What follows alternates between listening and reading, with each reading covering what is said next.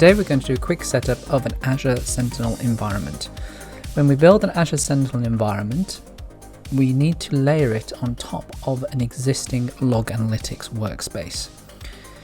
I already have a log analytics workspace created here called My Defender Space, and if you don't have one, you will need to create one in a location of your choice. Since Sentinel is essentially a security tool that looks at and analyzes logs, and log analytics workspaces are a logs storage location, these two things work together to help protect your Azure and Office 365 and essentially your whole infrastructure against attacks. The creation of this Azure Sentinel space is going to take a while to build, so we will skim ahead. Okay, so our Sentinel workspace has been built and we're going to need to add a couple of things to this. There is a free trial here for Azure Sentinel, and during the trial you can use up to 10 gigabytes a day of logs. The first thing we're going to do within this Azure Sentinel space is to use the option of building a watch list. Now, a watch list is going to be a very basic CSV file containing a bunch of data. This data could be something in this case like host names. It could be things like IP addresses. It could be other kind of metrics that you see within your log space. This allows us to build a watch list, which is a little bit like a variable that I could then reference in queries later on to be able to retrieve these hosts. So we're just going to save that as a high-value.csv, and within our Azure Sentinel environment we're going to go down to watch lists, and within watch lists we are going to upload that CSV file directly to Azure Sentinel. Let's just name this here high-value hosts and give it a description and an alias of high-value hosts. You could use anything here you wanted to. The source of this file is going to come from a local file, but there is also additional options now. We can also pull files from Azure storage locations if we want to. It's currently in preview.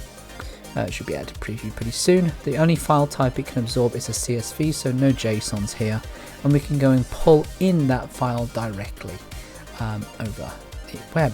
We'll use a search key of hostname, which will allow us to differentiate the data here of host 1, 2, 3, 4 and 5 and create that watch list accordingly in Sentinel. We can then reference that later on during our query process. What we can also do down here is add some other additional data into Sentinel itself, and we can jump into threat intelligence, where we can store our threat intelligence indicators or our custom threat intelligence indicators. Threat intelligence indicators might be domain names or files or IP addresses or even URLs that we might want to use to query. If we want to create domains, we can put in any domain we actually want here.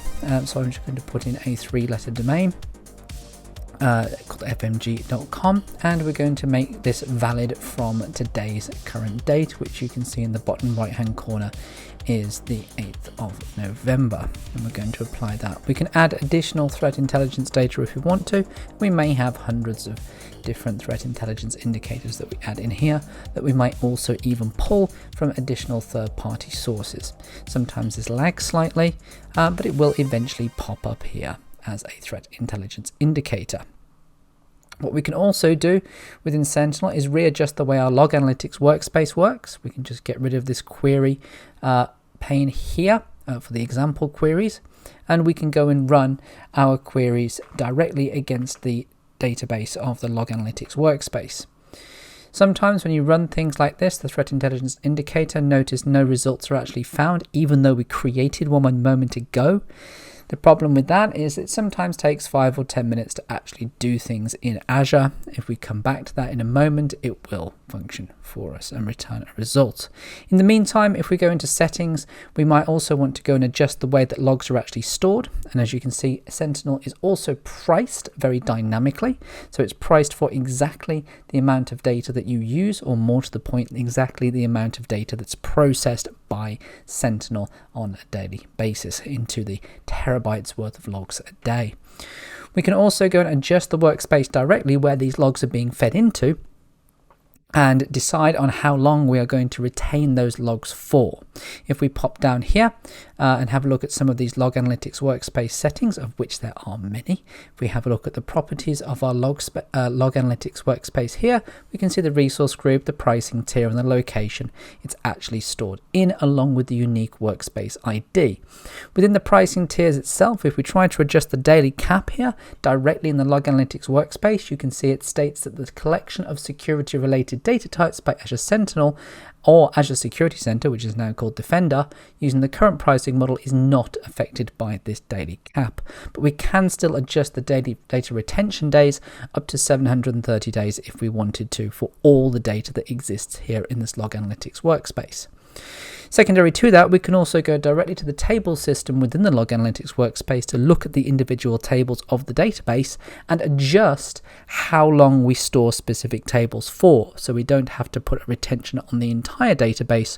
We could come down here and look at things like our individual security events, which is currently set to the workspace default of 30 days. We could adjust that and edit that table and decide if we want to actually adjust it from, for example, 30 days all the way up to the maximum of 7 years down here to store that. We could switch that 180 days, which is plenty for us, and notice there is an interactive retention and an archive period on that security event data itself. If we go back to our Azure Sentinel now,